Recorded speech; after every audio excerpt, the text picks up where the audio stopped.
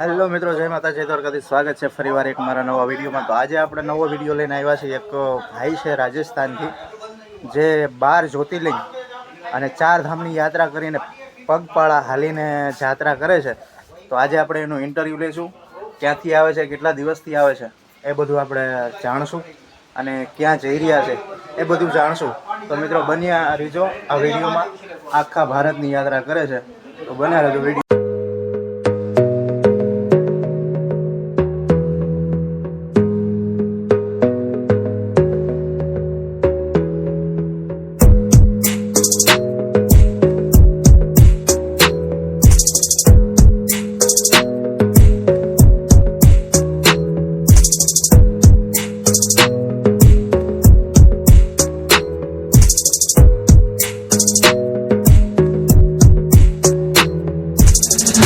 તો મિત્રો આપણે આવી ગયા છીએ બાણગંગા જે આશ્રમ છે બાપુનું, ત્યાં આપણે આવી ગયા છે. ત્યાં હનુમાન દાદા બિરાજમાન છે. તો તમે બના રહેજો અને તમને બતાવશું. આ હનુમાન દાદાનું પટાંગણ છે આખું.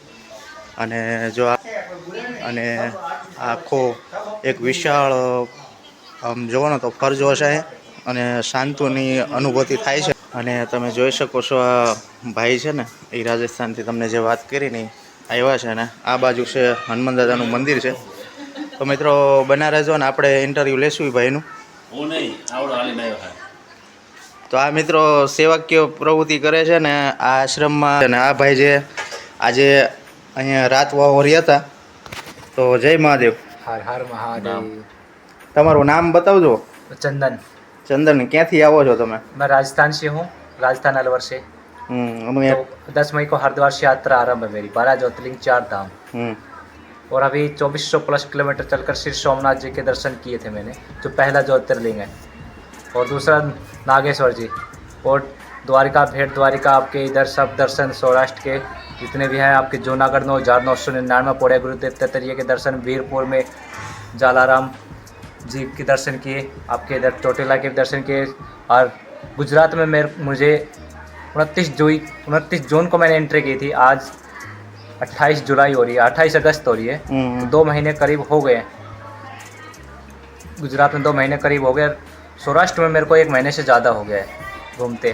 तो सौराष्ट्र के हालांकि मैंने सभी तीर्थों के दर्शन कर लिए। सौराष्ट्र में जितने भी थे आपके इधर सोमनाथ जी हैं, द्वारिका है, भेंट द्वारिका है, भेंट द्वारिका में हनुमान डंडी है, 84 धूना है, नागेश्वर जी हैं और गोपी तालाब है नागेश्वर जी। और इसके बाद इधर आपके रणुजा जी हैं और आपके जरिया महादेव, चोटीला माता जी और आपके ये त्रिनेत्र महादेव, आपके अभी ये चित्रलांक, बाणगंगा, इसके भी दर्शन कर लिए हैं। अब आगे की ओर बढ़ रहे हैं तो सुरेंद्र नगर होते हुए महाकालेश्वर की और उज्जैन की ओर बढ़ रहे हैं।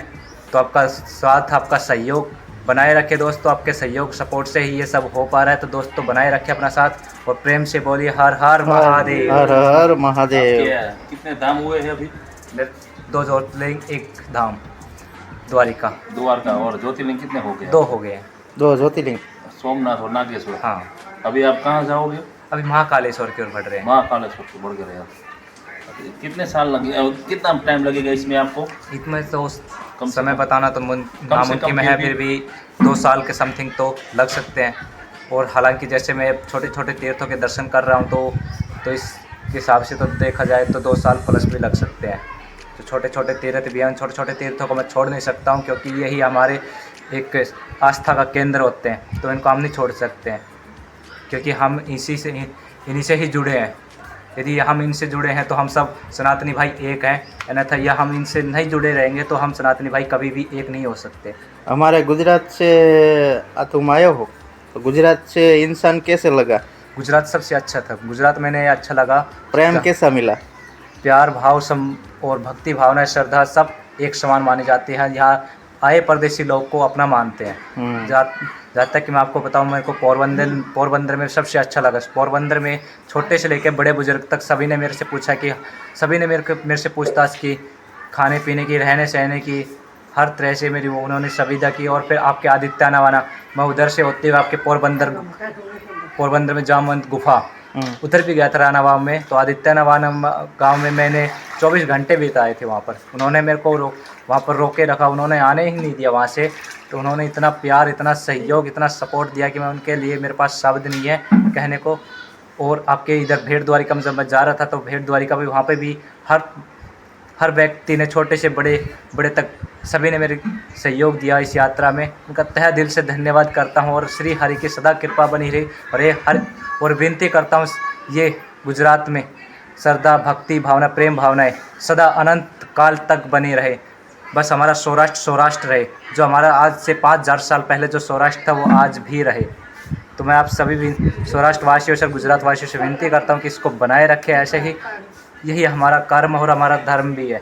हमारा सनातन धर्म और हमारी संस्कृति यही कहती है कि जो हम अपना धर्म की रक्षा करें और हमारे मंदिरों की आस्था को बनाए रखें, हमारी गरिमा बनाए रखें। हर हर महादेव। हर हर महादेव। तो दिल से धन्यवाद तुमने इतना। जो मित्रों आ सेवाकीय प्रवृत्ति करे છે ને ભાઈએ બેને અહીંયા જો પાણી ગરમ કર્યું છે અને હાલીને જાત્રા કરે છે તો મીઠાવાળું પાણી કર્યું છે અને ભાઈને બને એટલી સેવા આપે છે। જો थोड़ा गरम लगेगा मगर आप हाँ फिर भी वो ना થોડોક ટાઢું નાખો ન હોય તેવું લાગે। थोड़ा ठंडा डालो। वो वाला मत दो થોડોક અમથું નાખો કેમ કે ઓલા અણવાળા પગ થઈ જાય ને। તો મિત્રો તમે જોઈ શકો છો આ 12 જ્યોતિર્લિંગ અને ચારધામની યાત્રા અને આ ભાઈની છે ચેનલ પણ છે, યુટ્યુબમાં છે, ઇન્સ્ટામાં છે। તો મિત્રો જોઈ શકો છો। તો મિત્રો આ છે બાણગંગા ધામ છે, ચિત્રાલા ગામ છે અને ત્યાં જ ઘડી પગપાળા એ ભાઈ અહીંયા રોકાણા છે અને રાતવાહુ અને હનુમાન દાદાનું જે ધામ છે અને આ બાજુ જે બાપુ હતા એમની સમાધિ છે। આ ભગવાન ભોળાનાથનું પણ દર્શન થઈ શકે છે। જો અહીંયા બાપુની સમાધિ છે, જોઈ શકો છો મિત્રો।